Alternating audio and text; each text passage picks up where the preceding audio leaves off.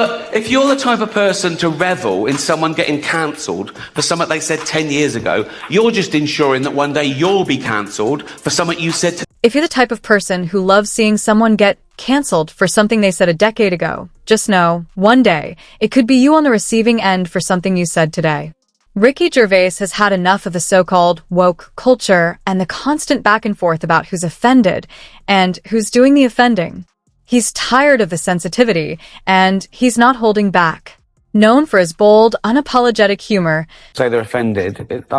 Just because you're offended, it doesn't mean you're right. You know, offence is about feelings, and feelings are personal. Some people are offended by equality. So what? You know, so you can't second guess people. If you try and please everyone, you'll please no. His signature wit.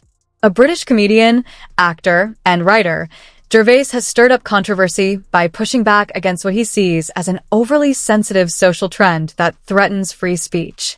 Here's the thing about being offended. Just because someone says they're offended doesn't mean they're right. Offense is a personal feeling. Some people get offended by equality itself. Should that mean we stop striving for it? Trying to please... No. Now, again, in my day, it was considered a good thing to swap ideas with other cultures, with other nations, to share things with other races, to assimilate. It was the opposite of racist. Now it's racist. Gwen Stefani got in trouble in her last video because she had her blonde hair in dreadlocks. People go, no, black people invented dreadlocks, you can't have them, you're white, that's racist. Jamie Oliver got in trouble when he put out authentic jerk chicken recipe. People go, no, black people invented that, you can't have it, you're white, that's racist. Now, black people, they use the N-word, don't they? We invented that. 1. Ricky's take? Stand by what you believe and speak your mind. On stage, Gervais challenges the issues most shy away from. He doesn't hold back on topics others are afraid to touch. He defends free speech and uses humor as a tool to counter what he sees as the dangers of overly politically correct attitudes. His fearless approach has made him one of the most talked... You know, which is a homophobic law, because you can't be sued the other way around. You can't be sued for saying someone's not gay if they are, which seems unfair. Today, some people love him for speaking uncomfortable truths, while others think he crosses the line, calling him ignorant or manipulative. And then there's the whole cultural appropriation debate. Ricky's not buying it. When I was growing up, mixing cultures, sharing ideas, and blending races was seen as a good thing, he says. Now, you know, Netflix can take you off their platform, or so that's the scary thing. But how do you vet that then? How do you really go through your stuff, and who's going to be the arbiter of... Well, you can't because you don't know. You could be the most woke, politically correct stand-up in the world at the moment, but you don't know what it's going to be like in 10 years' time. You can get cancelled for things you said 10 years ago because you don't know what it's going to be like. Considered offensive. What happened to appreciating different cultures?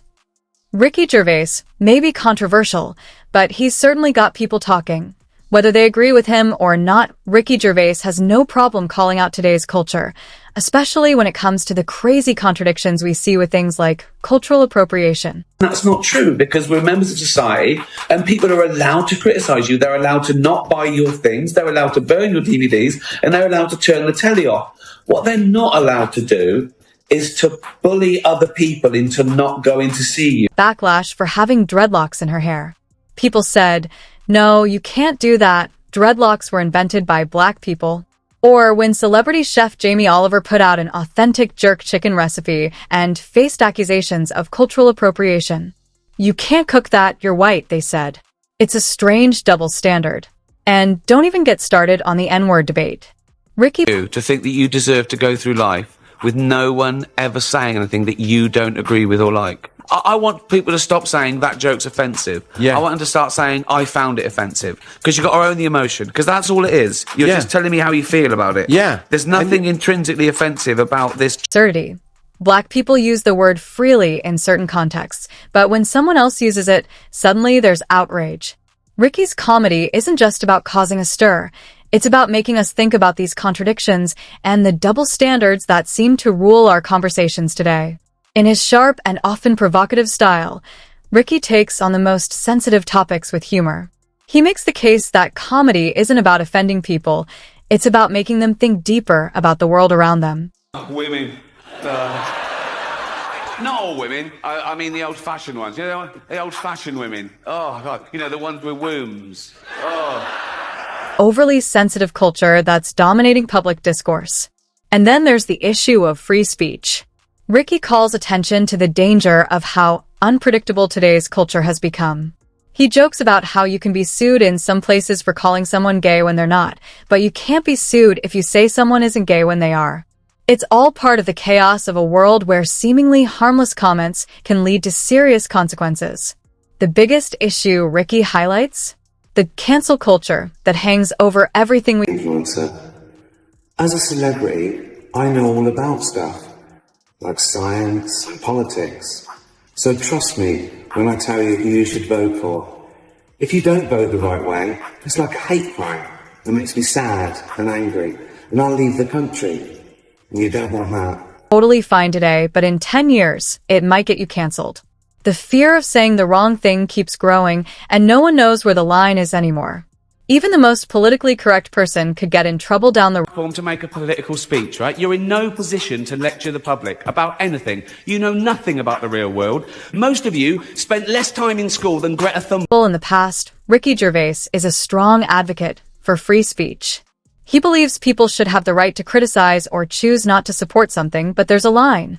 He draws that line at bullying others just because they enjoy something you don't. If you don't like something, you don't have to watch it, he says, but he's against trying to shame others for their choices. People can criticize, sure, but don't try to silence someone else for having a different opinion. Gervais sees It was transphobic. It wasn't transphobic in the slightest. It was a joke about a trans person, but the joke had nothing to do with that aspect of her existence. And that's the other thing about offence. People get offended when they mistake the subject of a joke with the actual target, and they're not necessarily the same. I'll tell you the joke. You make your own minds up, right? with cancel culture. He points out that many in Hollywood live in a bubble, thinking their views are shared by the majority. They push their woke ideas, but Ricky argues that these ideas don't necessarily reflect Women don't have penises, right? beliefs. This disconnect is fueling cancel culture and letting Hollywood impose its own standards of what's acceptable or offensive. How arrogant are you, he asks, to think you deserve to go through life without anyone ever saying anything you don't like or disagree with? For Ricky, it's all about owning your feelings when something offends you. Stop saying a joke is offensive, he says. Say, I found it offensive. You've got to own that emotion because that's all it is, your personal reaction. In his view, there's nothing inherently offensive about a joke. It's just how you react to it that matters. Ricky believes comedians like him speak important truths, even if those truths are unpopular. It takes courage to share an opinion in a world where people often feel pressured to conform. He's unapologetic about his stance on comedy, and he's not backing down from the critics. Who's going to cancel me? Twitter? YouTube, he jokes. If I have to, I'll go to Hyde Park and stand on a bench. Gervais's bold approach resonates with his fans. On stage, he stands firm in his beliefs, unafraid to speak his mind, even on tough subjects. His fearless style has earned